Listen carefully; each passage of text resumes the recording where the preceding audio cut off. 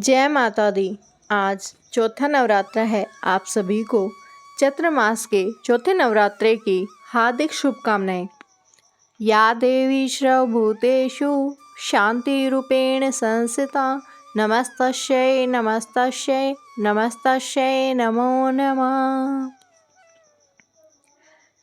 चैत्र नवरात्रि का आज चौथा दिन है। इस दिन माँ दुर्गा के चतुर्थ स्वरूप यानी कुष्मांडा की पूजा अर्चना की जाती है।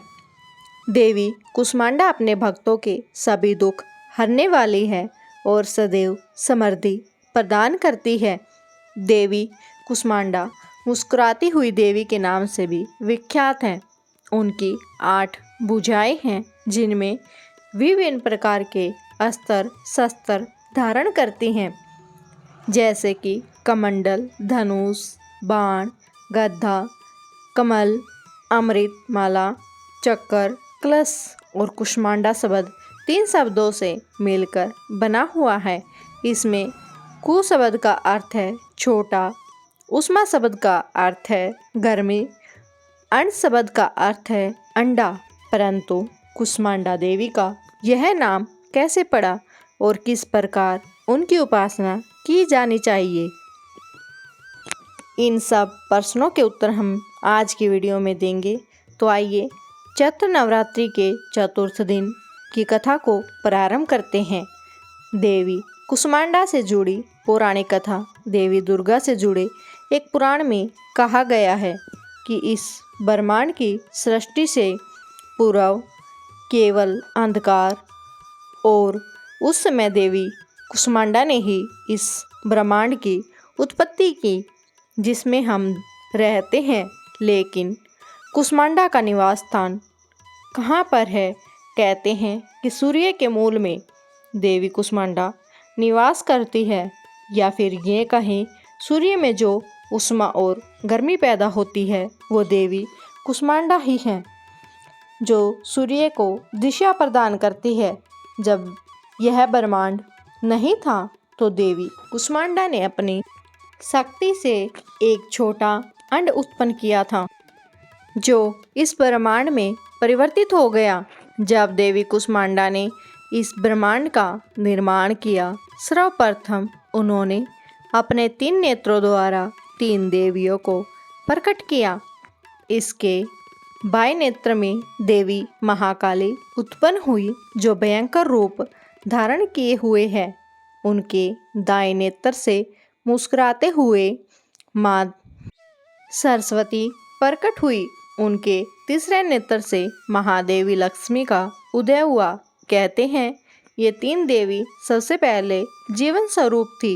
इन 3 देवियों को प्रकट करने के पश्चात देवी कुष्मांडा ने इन तीनों पर अपना दृष्टिपात किया।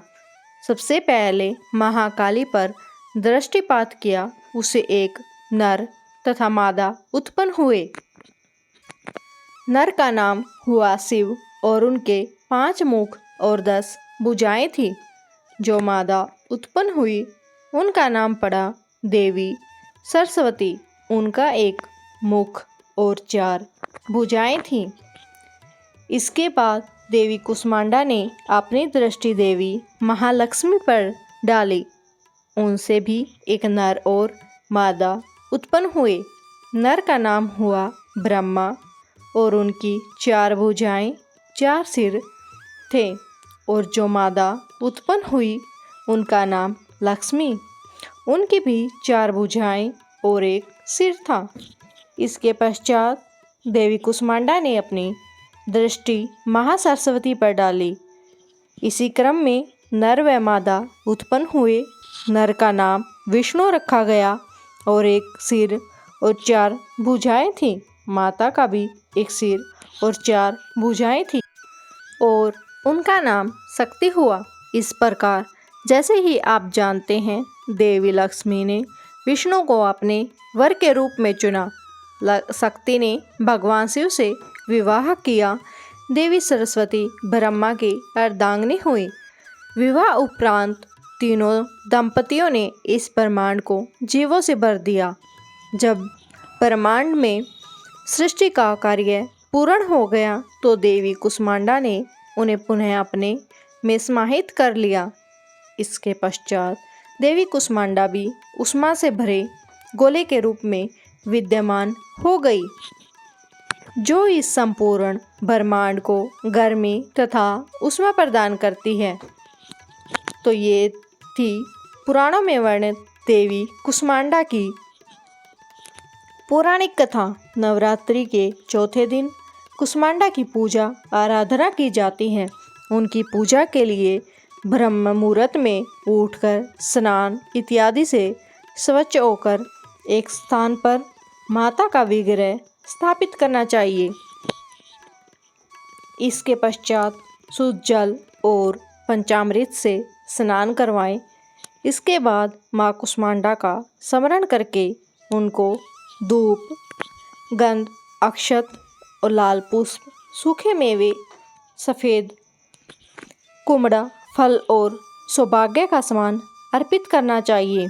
उन्हें लाल रंग के वस्त्र, लाल चूड़ियाँ अर्थात श्रृंगार के लाल वस्तुएं अत्यंत पसंद हैं। आपको जानकर अति प्रसन्नता होगी कि देवी कुष्मांडा का एक मंदिर भारत में भी विख्यात है। यह उत्तर प्रदेश के कानपुर जिले के खाटमपुर में माँ कुष्मांडा के एक पिंड के रूप में विद्यमान है और इस पिंड में हमेशा पानी रिसता रहता है। माना जाता है इस मंदिर में अर्पित किया जाने वाला पानी कई दुखों का निवारण करता है। इस प्रकार इस पानी को अपनी आँखों पे लगाने से आँखों की रोशनी भी बढ़ती है। सन 1380 में राजा घाटमदेव हुए, जो देवी के दर्शन करने के लिए आए थे और उन्होंने अपने नाम से ही घाटमपुर कस्बे को बसा दिया और देवी के लिए एक भव्य मंदिर का भी निर्माण करवाया। सन 1890 में इस मंदिर का पुनर्निर्माण करवाया गया और यहाँ पर रहने वाले स्थानीय बंजारों के समुदाय ने यहाँ पर एक मठ की भी नींव रखी। उत्तर प्रदेश के इस मंदिर में आप मनोकामनाओं की पूर्ति हेतु जा सकते हैं। ये थी चैत्र मास में माँ के नवरात्रि के उपलक्ष्य में देवी कुष्मांडा की पौराणिक कथा।